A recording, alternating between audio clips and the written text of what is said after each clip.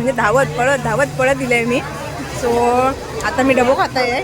औषधीचा प्रेम जसं समजला तिका तसं पटकन एक भाकरी टाकल्यान भाजी करीतच होती ती केल्यान आणि माका डब्यात दिल्यान.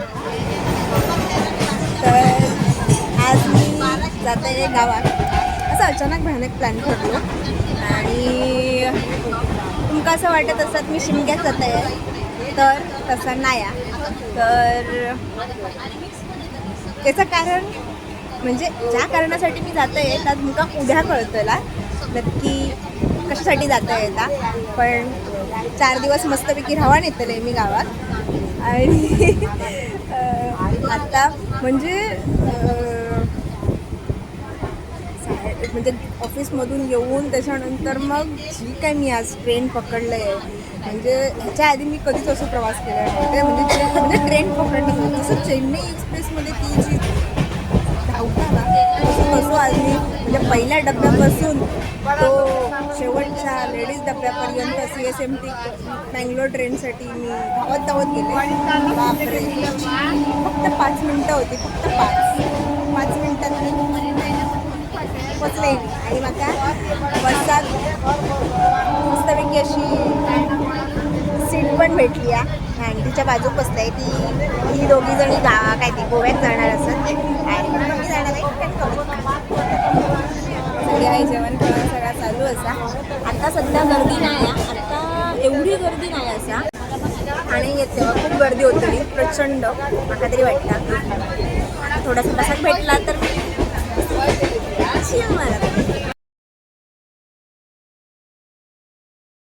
आता कसली गडबड चालू आहे माहिती आहे काय. रत्नागिरी स्टेशन येता आणि वाजले असत 4. तर बघा जसं ह्या पब्लिक असा सगळ्या लेडीज डब्यातूनच करते मी. आणि का करते कारण अशी बडबड करणारी माणसं जी असतात आणि मेन म्हणजे ना मी एकदम असं प्रवास करते की एकट्यान प्रवास ह्यासाठी करते की माणसं ओळखण्यासाठी. प्रत्येक स्त्री वेगळी असते, त्यांच्यातले जे गुण असतात ते वेगवेगळे असतात. ते समजून घेण्यासाठी माणूस कसं ओळखायचं समजूक हवा आपल्या. तर मग असे प्रवास तुम्ही सुद्धा करत हवा आणि मी सुद्धा करत. जर पहाट बघूची असतात तर तुमका कोकणातच यायचं लागत. सो तुम्ही बघत असाल थोडं भारी वाटतं. आत्ताच आचरून गेला, आता नांदगाव येत इतकं सुंदर दिसतं ना.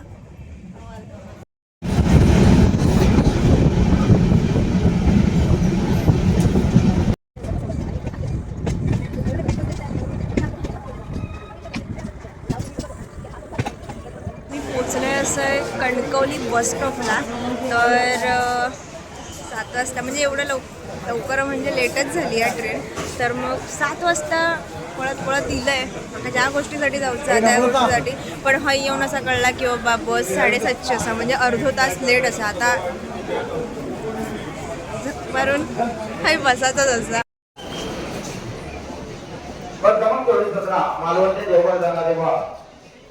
मी धुण्यासाठी जाते आहे आता पूर्ण होणार आहे. तुम्ही बघत असाल की बसमध्ये मॉब गर्दी असा अगदी लास्टपर्यंत खूप म्हणजे खूप गर्दी असा. भेटूच. आणि आता मी पोचले असे खारेपाटणमध्ये. ज्याच्यासाठी इलाय असं आहे त्या काम करूसाठी सज्ज असो आम्ही. आणि माझ्यासोबत असं आहे हो माझं मावशीचं पोरगं. सो त्याचा उत्साह बघता मला खूप चांगला वाटतं. जसं मी सांगितलं होतं तर मी म्हणजे त्या ठिकाणी पोचलंय असे. माझा बघा आनंद गगनात मावेन असं झाला. तर इकडे येण्याचं कारण ह्याच असा की आज 1 मार्च असा आणि म्हणजे त्यानिमित्तान खारेपाटणच्या गडावरती आज गड संवर्धन मोहीम लावलेली असा, त्याच्यासाठी मी इले असे फक्त 5 मिनटात ठरलेलो प्लॅन आज तो सक्सेसफुल झालो असा. म्हाका खूप खूप भारी वाटता. आणि म्हाका एक आठवता की म्हाका म्हणजे लहान असताना मी तर आजोबा एकदा बोलून गेले होते की हय ना छत्रपती शिवाजी महाराजांनी काहीतरी असं काहीतरी हा म्हणजे गड वगैरे असं काहीतरी हा आणि वरती एक मंदिर असा. कारण हयली लोक फक्त मंदिराक ओळखतात, गडाक गड असा असं ते कोणाक कायच माहिती नाही. पण आत्ता सुधारणा झाली असा, तिकडे सगळा काही झाला असा आणि सगळ्यांका माहीत असा. तर आणि इकडे आता गड संवर्धन होता म्हणजे संपूर्ण पसरलाच असा. तर आपण म्हणजे त्या कार्याक कामाक चालू करणार असो माणसं जमलेली असत. खारेपाटणमध्ये या गडावरती खारेपाटणच्या गडावर एक गड संवर्धन मोहीम असा, त्याच्यासाठी इलं असं आहे मी. माणसं जमलेली असत. तो काम आता चालू आहे थोड्या वेळात. खूप भारी वाटतं. खूप बुरुज असा आणि हो बुरुज थोडंसं ढासळलं असा. ह्याच्या आधी आम्ही बहीण आणि आम्ही दोघाच जणं इलं होतो थंय. तेव्हा मोहीम अशी काहीच व्हायची नाही. 2-3 वर्षापूर्वी असतात काहीतरी. तर तेव्हा मी बघून गेले होते फक्त गड नक्की काय असा तो. कारण सगळीकडे ढासळला. हे सुळको पण असा एक, तो मी दाखवीनच तुमका. ह्या मंदिर असा खूप सुंदर बांधलेला असा, नव्या पद्धतीने बांधलेला श्री देवी दुर्गा मंदिर. इतका सुंदर असा की आणि स्वयंभू असा या मंदिर असं म्हणतात लोक.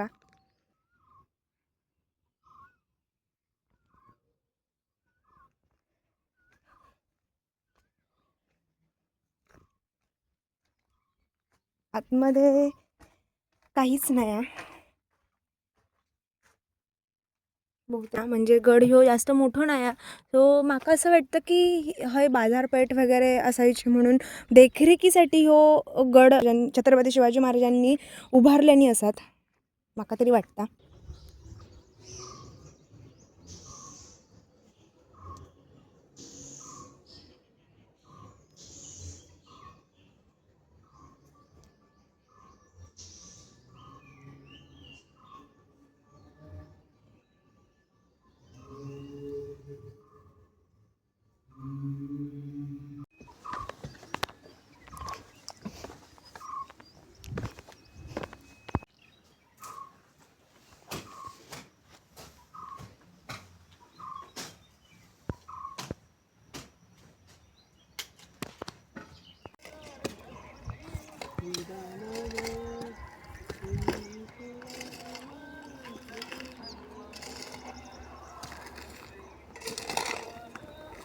ना असं पूर्ण सपाट असं काही असं काय ते नाही काय दोन नाही ते झाडापर्यंत असेल. त्या झाडाच्या वर खो ना काढूच होते का टाक ना अच्छा दर दर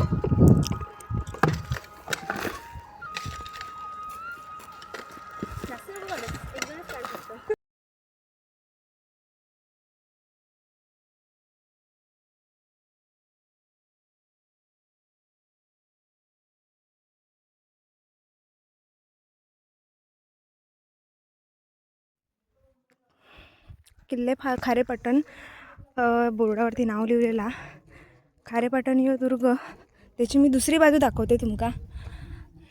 ह्या दुर्गाक 6 बुरुज असत, जसं की माका त्या दादांनी सांगितलेनी. मी मगाशी तुमका एक ह्या दाखवलं बुरुज दाखवले आणि बाजूक ते 3 असत आणि हो इकडे एक असा पूर्ण ढासळले तिकडचे दुर्ग वगैरे. आणि बघा हे चालू होता मग असे पराक्रम करून ठेवतात माणसा आणि अजून पण येतात. आम्ही 2-3 वर्षापूर्वी इलेलो तेव्हा असंच होता आणि आता काम करतात म्हणून खूप कमी दिसतात तुमका. तर सुळाचा दगड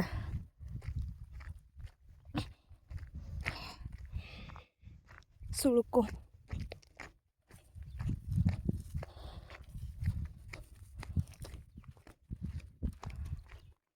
एक सुळको असा खाली माका घेऊन जातातच का काय आता बघूया. इकडे काय असा? अच्छा, ही तटबंदी असा पूर्ण.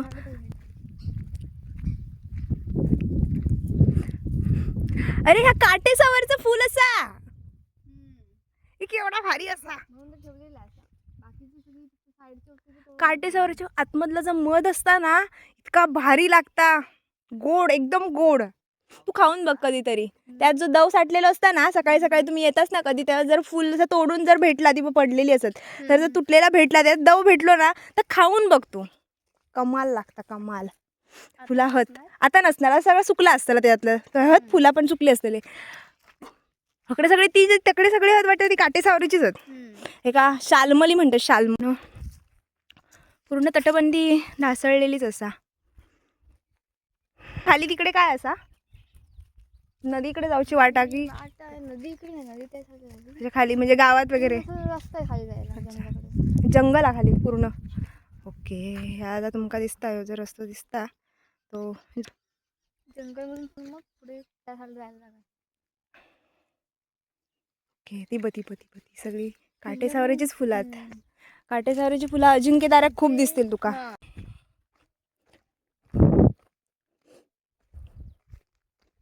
एक महत्वाची गोष्ट दाखवूची.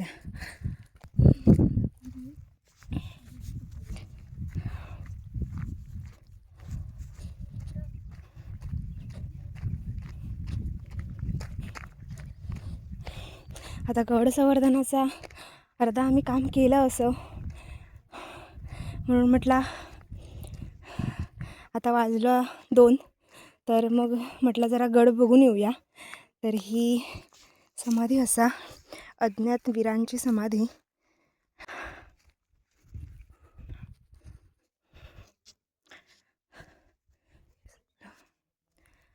याच्यावरती शिवलिंग असा. 6 बुरुजांचो यो गड. ह्यो इतकं असं पसरलेलो असा. चला